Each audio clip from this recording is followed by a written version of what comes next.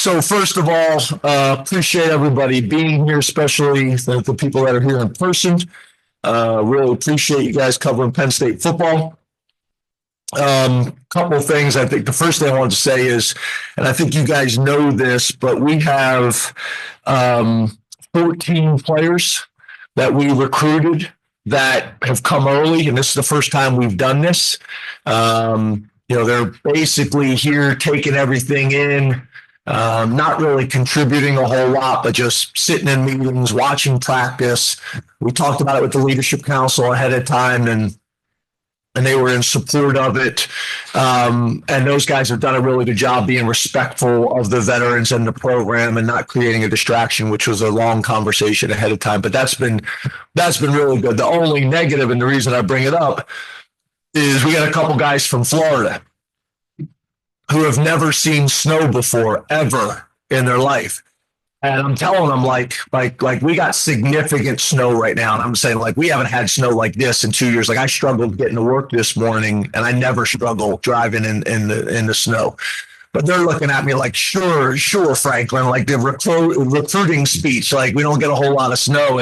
But literally, they're looking out there and they're like, not only have I never seen snow before, but not this much.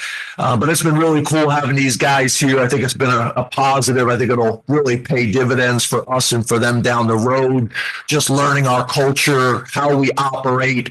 They'll get to spring ball practices. They'll be way ahead. So a ton of reasons that we did it. More importantly than all that, I just wanted to make a comment about obviously the tragedy in New Orleans, and our thoughts and prayers and support goes out to the families and the victims that were involved. Terrible thing for that city, for those families, for our country.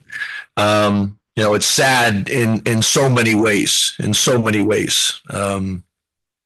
So our thoughts and feelings from Penn State football go out to everybody that was impacted by that.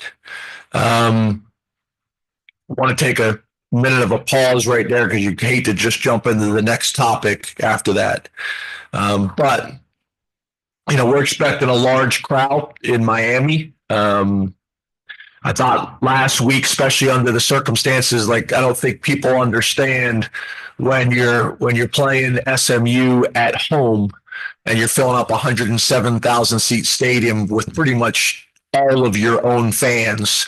SMU, small private school, that was impressive. That was a great home environment. And then the very next week, on a short notice, you got to travel again. I'm talking about for our fans to travel again. And I thought last week's support was awesome. I got to give Boise credit too. I thought they did a great job. The energy in there was really good.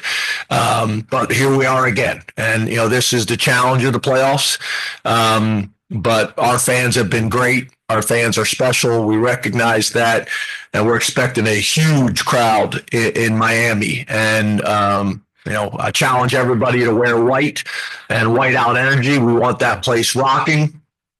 Probably more hoodies than t-shirts from what I've heard on the weather report. But we need that place rocking, and we appreciate the support that we always get.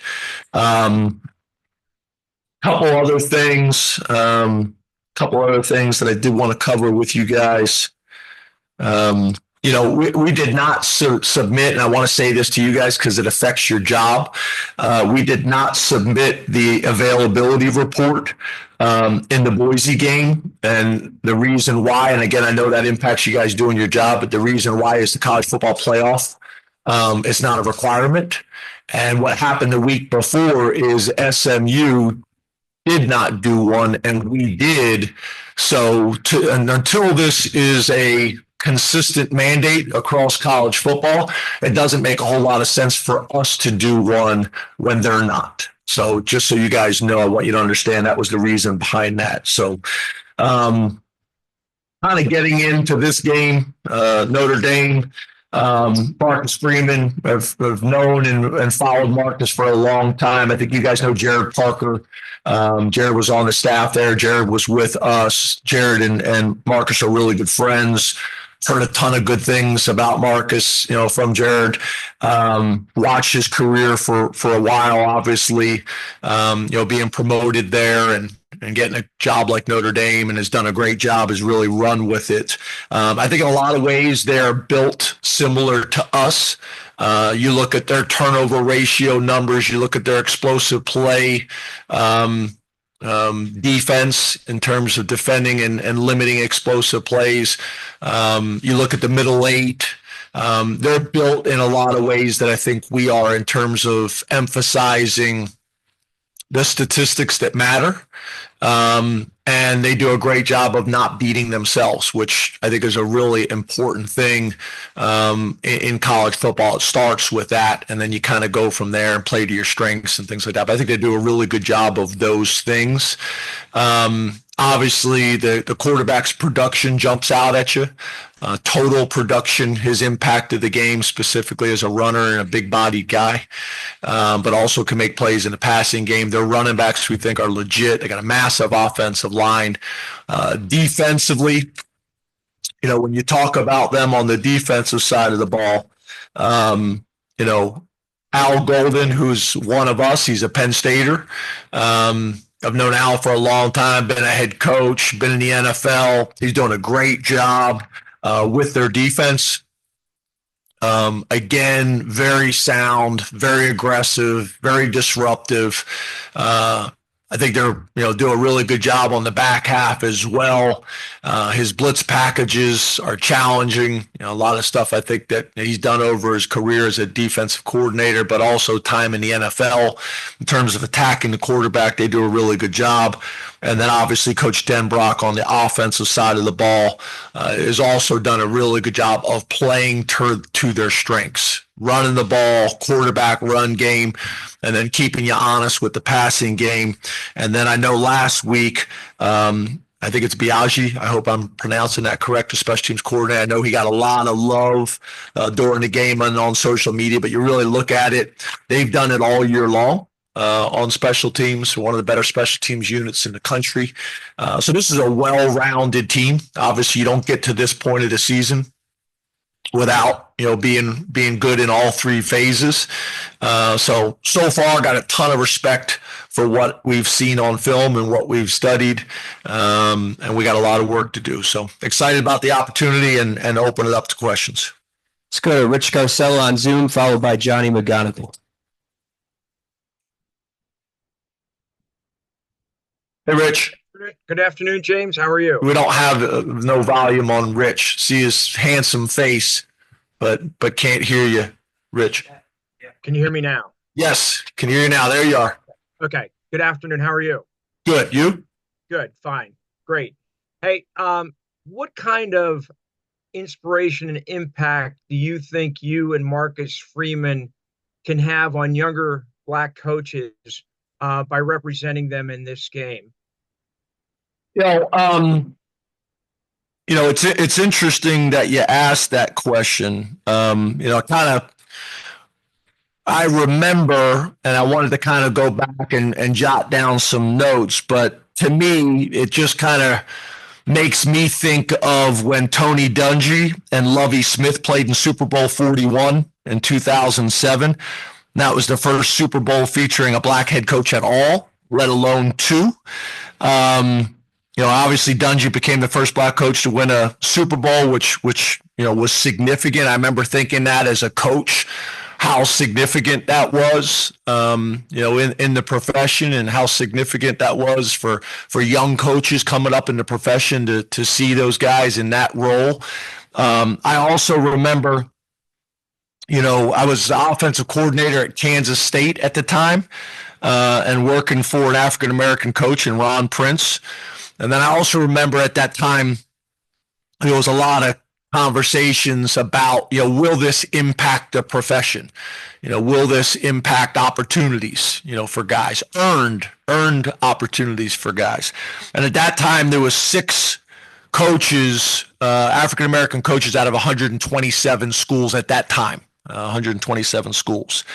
And, I think if you look at it with Sylvester Croom, Carl Durrell, Turner Gill, Randy Shannon, Ron Prince, who I coached for at the time. It was myself, and it's interesting, on that staff, it was myself and Raheem Morris, who was Shola's godfather. And Raheem's now the head coach of the Atlanta Falcons. Ricky Ronnie was the offensive GA, who's the head coach at Old Dominion. Scott Frost was the defensive GA, who's the head coach now again at Central Florida. Really, really good staff.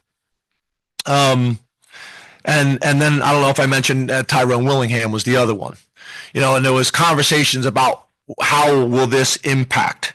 And I look at it since then, there's an increase of 7%. There's 16 coaches now out of 134. And I know some people will say, well, that's not a huge increase, but it is an increase. So, at the end of the day, does this create opportunities for more guys to get in front of athletic directors? Does this create opportunities for search firms? I hope so. I think at the end of the day, you just want an opportunity and you want to be able to earn it through your work and through your actions. We'll see. I take a lot of pride in it. I think you guys know there's been some conversations in the past I kept private for a long time, and but I take a lot of pride in it. I'm honored. I'm honored to be able to compete against Marcus. I'm honored to be able to compete against Notre Dame. Most importantly, I'm honored to represent Penn State and the young men in that locker room. For me to sit here and say that it's not important and it's not significant would not be accurate. Would not be accurate. So all that's great, but at the end of the day, we got to find a way to beat a really good football team that's well coached. That's well coached. And again, I think, like I've already stated, at this point of the season, you really have to be doing all things well to get to this point. You got to recruit well, you got to develop well, you got to hire well, you got to have the support from the administration, which I think you guys have heard me say that we do now at a significant level with Pat Kraft and Neely Bendabuti and Kleppinger. Before that, Matt Schuyler. We have that. So pretty cool. So we got to be ready to go against a really good team, and we're taking advantage of each one of these days. Yesterday was our Sunday. Today is our Monday, so it's the off day for the players and the game plan day for the coaches. So we're a little bit ahead because we only had one extra day last week. The schedule is a little bit different. We had a longer preparation period. I don't know why that is from a college football playoff perspective. You think it'd be the same for each one, but this one's a little bit shorter. So, looking forward to the opportunity. Long answer. I apologize. Let's go to Johnny McGonigal, followed by Audrey.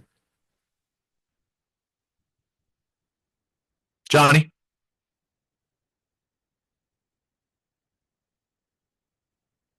I just got muted there. All right, I think I'm good now. Hey, Looking back a bit, what stands out, or what do you remember most about the recruitment of Nicholas Singleton, and how have you seen him grow as a person and player over the last 3 years? Yeah, so I think you guys know. I think at the time we had a guy on our team that we have a ton of respect for from Governor Mifflin High School, and Jan Johnson, who's now coaching with Coach Pry at Virginia Tech. And Jan just had a phenomenal career, in some ways very similar to Dom DeLuca's path, right? In a lot of ways. So we had a good relationship with that school. We had a good relationship with those coaches. I think both of them kind of had the same trainer as well. Garage Strength. They do a phenomenal job, so there's some connections there as well. And he just was like a really good athlete. And very early on, we weren't even necessarily sure what he was going to be, but we wanted him on our roster. We just knew he was too big, strong, fast. We were going to want him somewhere. You got to remember, when Coach Pry was here, every good player that we were recruiting, he thought was a linebacker. Every single one of them. So, I think early on I thought, in a really good place. And then he went on some visits and almost lost him. And then we're able to get him back, and, had a great senior year, and, has really just showed up here ready to contribute. He's a guy, I think, in a lot of ways, like a lot of guys say they want to play as freshmen, but he approached it that way, in the weight room, in terms of learning the offense, how he practiced. Got an awesome mom and dad. One of the best home visit meals we've had. Mom made oxtail. I don't know if you guys know, Coach Troutwine's lost over 100 pounds since his playing days, and he never eats anything. He packs his own food. Everything's organic, like even water. Like, he won't drink certain water. I'm like, what are we talking about? Trout killed the oxtail. He was like crushing and going back for seconds and thirds, which I've never seen Trout like that. Got a great relationship with mom and dad and brother, to be honest with you, as well. I think he's just another example of a local kid that has thrived here. He's crushing it academically, been great in the community. I think you guys have got to spend a lot of time around him. He's a man of few words, but he's a substance guy. And to me, that's what Penn State is about. We may not be the flashiest. It's funny. I even look at Notre Dame, and there was a lot of parallels between like Notre Dame and Penn State, and kind of same uniforms. And now Notre Dame's even, got a ton of different uniforms and things like that. But to me, he's a Penn State guy in terms of just substance, right? And has maximized his career. I think obviously he's trying to decide what he's going to do, him and his family. Been a ton of conversations there. But he's been awesome. I think him and Katron have developed a really good relationship. With sometimes that's not always the case. It can be adversarial. They've been really good friends, both on and off the field. I think they're complementary pieces to each other. But he's doing great. He's thriving. Obviously, we'd love him back, but if he decides to come out, we'll fight like heck to get him drafted as high as possible. And I know it's really important for him to go play well in this game this week to keep this season going and to keep this team together. We got 65 plays left on offense, defense, 24 plays on special teams. That's how we're approaching it. And Nick's been a leader like that. So, big fan of Nick and his mom and dad and Governor Mifflin High School, and how he's kind of handled his whole Penn State career. If it was just about Penn State and being greedy, I'd love him back, but I ultimately want him to do what's best for him. More times than not, it's going to be what's best for everybody. Let's go to Audrey Snyder, followed by Adam Rittenberg. Hey, James, how are you? Hey, Audrey, how are you? I'm good, thank you. I wanted to ask about Abdul Carter. How do you think he's kind of progressing this week, and do you anticipate him being available on Thursday? Yeah, he's doing great. His attitude is great. His mentality's been really good. We'll see, but I think he's taken the right approach and mentality. And it's going to come down to how he feels and how much practice he's able to get during the week. At this point, I don't think there's anything that is stopping him from playing. But it's going to come down to, how is he able to play, and we'll see. But his mentality is great. He's got a big smile on his face. I think he's excited about this week. But it's too early to say at this stage. And as you guys know, I don't usually talk about these things a whole lot. I get where we're at. This is an important piece and storyline. But Abdul's going about things the right way, and we'll see how this thing plays out. We'll go to Adam Rittenberg and then Mark Brennan. Hi, James. Good to Hey, see Adam. you. Well, Where are you? Because everybody else I've known so far, they sit in the same room. Where is this? Yeah, I'm at home. This is the home office, so very similar place to normal. Home office basement up on the normal floor? Are you in New Normal York? floor. Normal Okay. floor. So Okay. yeah, Awesome. yeah, we'll have to have you over for dinner sometime when you're in Chicago. So The picture over your left shoulder, is that something significant that I should know? Is that something a family member made? What is that? the left. I actually don't even know where that picture. My kids got me that picture. They didn't do it. And then I get a lot of comments on the upside down world map on the other side. So What's the rationale for that? no rationale, James. I don't put a lot of thought into this, but maybe I should. And the degree? That's my degree from Northwestern, and proudly display it there. So I love it. Okay. All right. Let's go. yeah, all right. You've been through the almost a full season with Andy, and I'm just wondering. He's obviously a really creative guy. How do you manage, or maybe just overall approach that creativeness that he brings to the offense, with maybe some times where, hey, let's just run the ball, let's do something straightforward, this is working. How do you kind of balance those two things, given who he is and why you hired him? Well, a couple of things. Number one, I kind of manage it like the same way I've always managed it. I think as an offensive coordinator or as a defensive coordinator, I may say to Tom Allen, hey, let's make him earn it here. It's a 3rd and long, trying to decide on the headset, whether we're going to go after them or play more coverage. That's the stuff I'll probably say if they're discussing it, him and Anthony Poindexter on the headset. Hey, what do we want to do here? And I may jump in there and say, hey, I agree with Dex. Let's go after him here, or let's make him earn it. And then the same thing on offense, where there's times where maybe we hadn't taken a shot in a while, and I think we need to loosen them up and be aggressive. Or we're at midfield and we're in 2-down territory, and I'm saying, hey, you got 2 downs here, so call this 3rd down as if you got 2, if you're going to go for it on 4th down type of deal. So allow us to be aggressive there and take a shot, or just pick up the 1st down. So it's more things like that. It's governing the big picture. We need to run the ball here. We need to milk the clock. We're ahead by 3 scores or 2 scores, and we want to run the ball here and manage the clock as much as possible.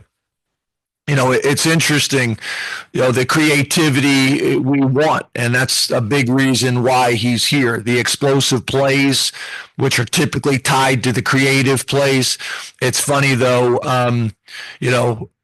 last week we ran the toss where Ty Warren tossed it to Drew, and we tried to take a shot down the field, and everybody thought that was a bad decision, according to Chris Peterson and Greg Kincaid. They sent that to me because it didn't work. Right. When it works, everybody thinks it's the great decision. The double pass to Tyler Warren, the throwback. If that didn't work against USC, people say, oh my God, they tried to get too cute, right? For us, we work at these things. We want to be aggressive. We want it to be just part of our identity. This is what we do. And I think it creates a lot more headaches for the defensive coordinator and the defensive staff that's trying to prepare for these things. And at the end of the day, it's about execution. You got to rep it enough that the guys know what to do. So, like, for example, it's not always going to play out the way you repped it in practice. So have you repped it enough that when the ball's supposed to go here and that's not open and it's been open every single time in practice, have you given them the look where, okay, that's covered, and what's our answer right here? Are we throwing the ball away? Is there an outlet? Are we trying to get back to the line of scrimmage? Whatever it may be. I think that's the important thing, is we want the creativity. We want the explosive plays. That's probably the biggest difference in our offense this year, is the explosive plays, which is a big reason why he's here.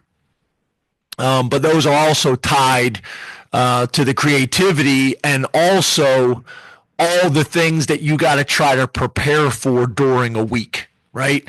So it's all of that. And for me, it's just, either pushing Tom and Stig and Andy to be more aggressive when I think we need to, or when there's times that we need to be a little bit more conservative. That's kind of how I see it. And during the week, we'll have some discussions, or during practice, I'll see some things, or we'll discuss some things, and I'll give some feedback. But I want us to be aggressive. I want Tom to call the game aggressively. I want Stig to call the game aggressively, and I want Andy to call the game aggressively and creatively. You're on right the mark, and John. James, Max Granville could have been one of those 14 guys walking around in a 00 jersey, but instead it looked like you were actually doing some of the same things you do with Abdul, with him out there. Can you talk about the strides he's made and how impressive that's been for a young kid who enrolled early? Yeah, so Max is obviously a defensive end for us and has played defensive end this year. But in our third down package, to your point, he backs up Abdul. So when we lost Abdul, he's the next guy in that role. And I think it speaks a lot about our excitement about Max. Max, if you looked at him, from a recruiting standpoint, was highly productive as like a 3-4 outside linebacker, dropping, intercepting, rushing the passer, doing a ton of different things. And to me, we have thrived with those types of guys. Like you look at Chop, right? You look at Micah Parsons. It's funny, a lot of times in a recruiting game, guys try to use whether you're a 3-4 outside linebacker or a 4-3 defensive end as an argument on why you should go one place or another. Chop was a 4-3 defensive end for us, is playing 3-4 outside linebacker in the NFL and thriving. Micah has now played defensive end and linebacker in the NFL, was a defensive end for us that last year when we lost him. We were going to do a ton of different things with him. You look at Jason Oway, another first-round draft choice. So, we looked at him as a guy like that could do a lot of different things within our defensive structure. And the reality is the more guys can do in terms of drop and be comfortable in coverage, pressure the quarterback off the back side or the front side, off the edge really, but then also have the size and physicality to hold up in the run. And Max is 250 pounds right now and looks great.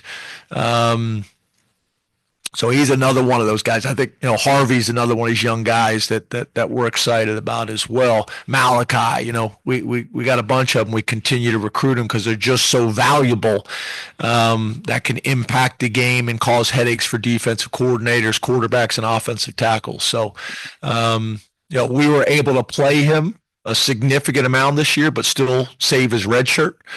I'm pretty sensitive to that, especially under the new rules, being able to play in 4 games plus the whole postseason. So that can be a ton of football if you manage it the right way.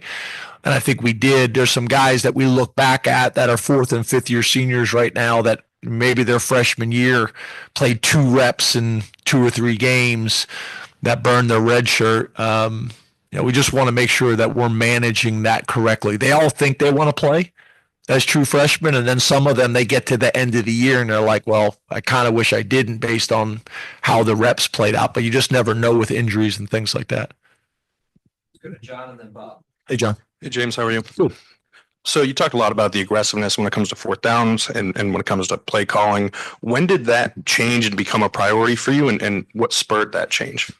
Yeah, it really hasn't changed a whole lot. I mean, if you go all the way back to Vanderbilt, we were doing those things there.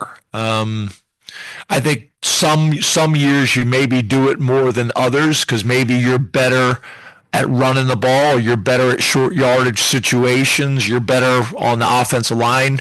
And when we got here, I think you guys know this, I think we had like 3 or 5 offensive linemen in the whole program. So I wouldn't say our strength was the offensive line. And I say that and people are shocked by it, but you got to play to your strengths. And sometimes your strength is to punt and play good defense. And early on, that was our strength when we got here. Bob Shoup had done a really good job for us. We We had a little bit more depth and talent on that side of the ball. So, if you go all the way back to Vanderbilt, that's what we did. Now, it's probably hard to find that because no one covered us or followed it, but that's the reality of it. So, for a lot of different reasons, you got to do what you got to do to win games and to give your team the best advantage. And sometimes it's going to be being aggressive and going for it on fourth down.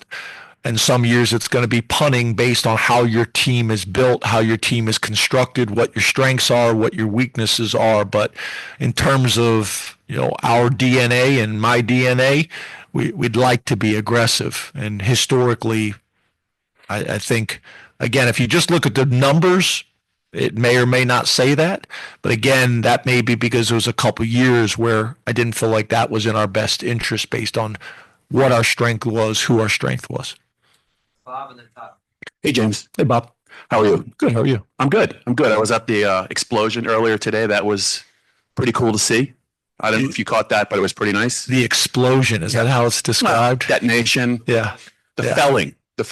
I did not. I was not there, obviously, but I did see the videos, and then I did see what it looks like afterwards.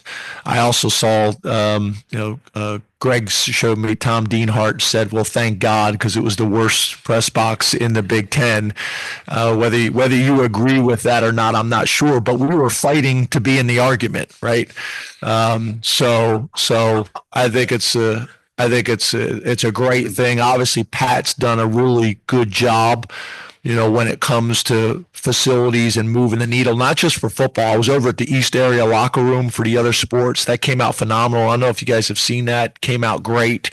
Obviously, the indoor that's being built over by the soccer stadium is going to be great. Soccer, getting some facilities that they've needed for a long time. So Pat's done a really good job, him and Vinny, of moving the needle for all 31 sports, which is hard to do. I think I've said this to you guys before. When you don't do facility projects every couple years like you need to, you can fall behind and it becomes a massive project. So this stadium, I know there was a lot of maybe some anxiety about it, but I think it's going to create some challenges in the short term, but I think long term it'll be in everybody's best interests, and will be a stadium that everybody's really proud of. Will create a lot of the amenities that we need, because you're not just competing with other programs and other sporting events, you're competing with the TV now. So I know this isn't your question. I know you got a question, but I do think this is well needed, but I also know at a place that doesn't love change, it's also scary. But I think in the long term, it's going to be a win for everybody. I wanted to ask you about Katron Allen. Had just a fantastic game against Boise State, but I wanted to ask you actually about a play you might not be too thrilled about, but it's the run that got called back because of the hold. But it was such a special run, and I was going to ask you the positives you took away from that. Not just the way that he ran and he finished that run. That was nasty. But the way it was blocked, it looked like everyone had a piece of that run. And I think it says a lot about where your running game is. Yeah. He is playing his tail off right now. And, you guys recognize that. I think everybody recognizes it. I know there was a ton of conversations about Mr. Ginty, and deservedly so, from Boise. He'd earned that type of conversation. But I'd make the argument we got the best duo in all of college football. I think obviously we're about to play a team that's got some good backs too, but again, we're a part of that conversation. Katron is just so physical. He's just so physical, and he wears people down. He's able to run you over, keep his feet, extend runs. It's funny you bring that run up. So typically on Sundays, I show the team all the big plays in the game and try to identify not just obvious, like the common football fan or even some of the young guys on our team, they just watch K-Tron, so, but you kind of try to point out the reasons for it being successful, the receivers down the field at the point of the attack, and then I highlight the guys that I want to make a big deal out of. And then also sometimes you don't highlight somebody, and that's telling too, because everybody's highlighted by one person, right? But I showed it, even though it was called back. I showed it because I thought it was such an impressive run, and he deserved his flowers in that moment, and so did the rest of the group. But yeah, I think he's running great. I think Coach Troutwine and Coach Howell deserve a ton of credit as well. Those players deserve a ton of credit.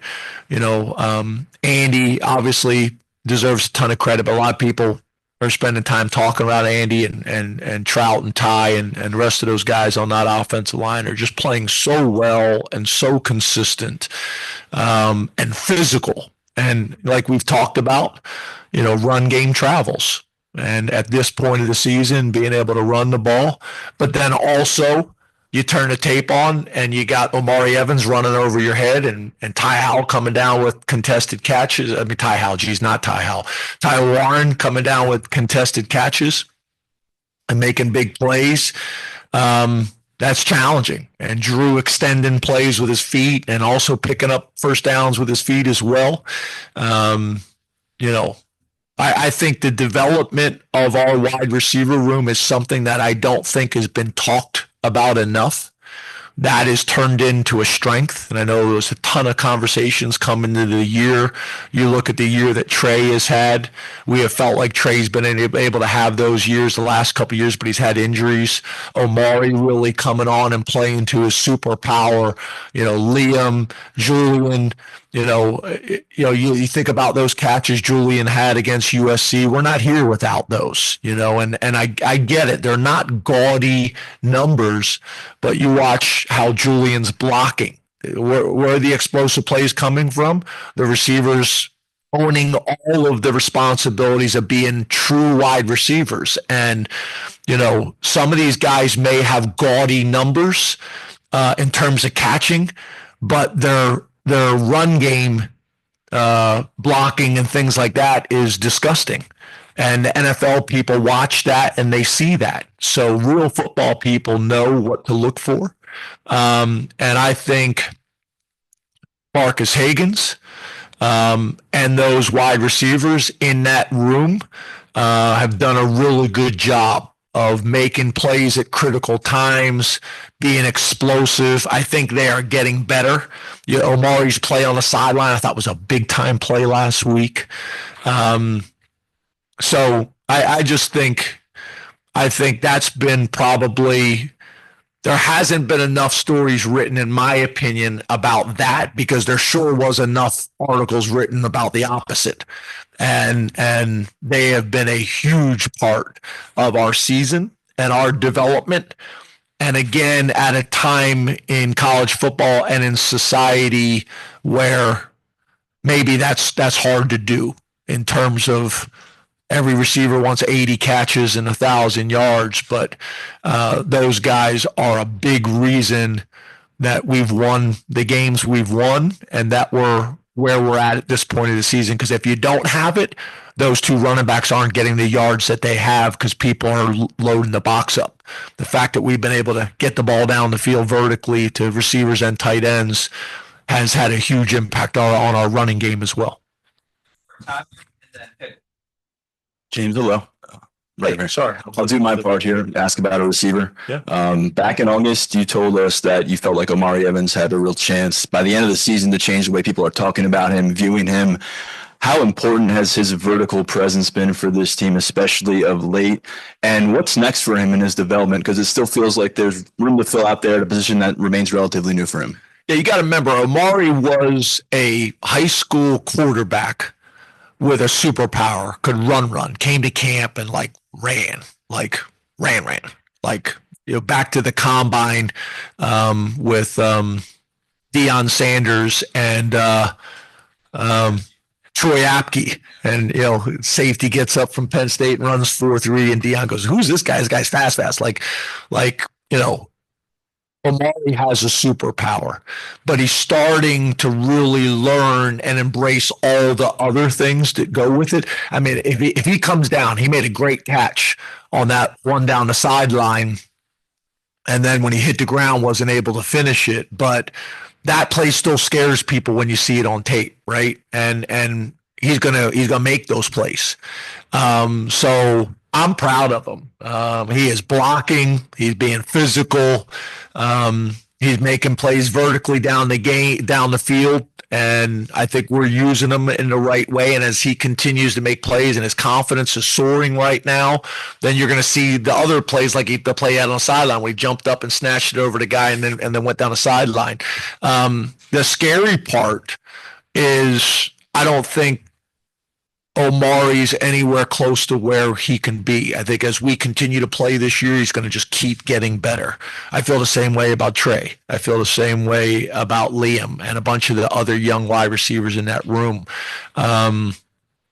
So that's exciting, right? And to me, we talked a lot in the preseason about that question mark in that position, and we have felt like we've had the talent in that room, but it needed to be developed, and they needed to run with it, and they have.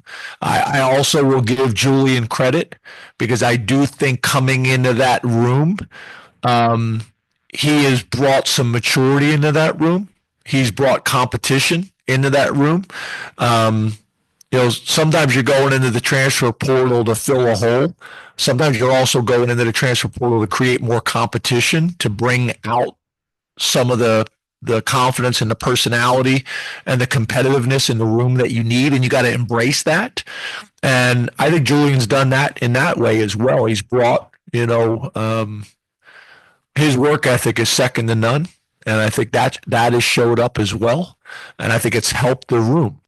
So to me, it's exciting because we're adding more pieces to that room, but we feel like the foundation is finally in a place where we can win at the highest level, and it's only going to get better. And those guys, again, they got more games this season, and they got more games in their future. And I think you're going to see a bunch of draft choices come out of that room, and I think there's going to be some surprises this year as well.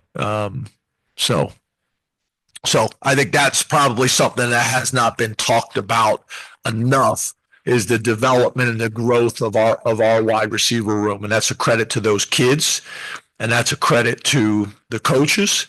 But I also think that's harder said than done. Tuning out all the outside noise and putting the team first. And they've done a great job. So I'm proud of them, and I'm happy. I'm happy for them. Question on the left. Coach, hey, how you doing? You talked earlier about whatever decision Nick makes, you guys will obviously support him, but how are you balancing, obviously, the reality of preparing for 2025 while you're obviously putting all the energy you have into finishing this season as you play later than you ever have before? Yeah, I talked to a buddy at another school that had a really good season, and they were saying that was a mistake that they made, is they put everything in to that season, rightfully so, but then a year later you're paying for that, and that's the challenge. That's where having these staff sizes are so important, and trying to balance those two things constantly. We have kids on campus right now for official visits, right? So that is challenging. What we've been trying to do, and I've been talking about this with our team, it can be a real differentiator, and it can be a real superpower if you can compartmentalize, which is easier said than done. So what we've been trying to do, this week was harder, again, because we had less days, but the days before we get into the game week, we're trying to sit down and meet with as many guys as we possibly can about their futures, about NFL decisions, about their futures at Penn State, about NIL, about all these different things. Because the most important thing that we can do is retain our current roster for the future. But then you do that 2 days ago, and then I need them to put that on the back burner because we're in game week and there's no more talking about it. We're in game week, and that is easier said than done. It's hard for me at 52 years old now and been doing it for 30 years. And I'm asking 18, 19, 20, 21, 22-year-old kids to do it and their families as well. So to me, the programs that are able to do that are the most successful programs at this time of the year, because as we all know, the calendar does not reinforce that. The calendar does not support that. They're, in a lot of ways, they're in conflict of one another. So trying to get our guys to understand that, talking to the leadership council about it, talking to the captains about that. And then what I said yesterday after practice is, if you're struggling doing that, be honest with me and come into my office and talk to me. Like, I'd prefer not to, but if you're struggling doing that, come into my office and have a man-to-man conversation with me, and let's talk through it so I can understand where you're coming from. Or if you're a captain or you're on the leadership council and you know it's happening, come and tell me about it so we can address it and be as transparent and authentic about it as we possibly can. But I thought the last 2 weeks, we've done a really good job of managing it. And we're going to have to continue doing that because, again, it is easier said than done. Thanks, Coach. Thanks, guys.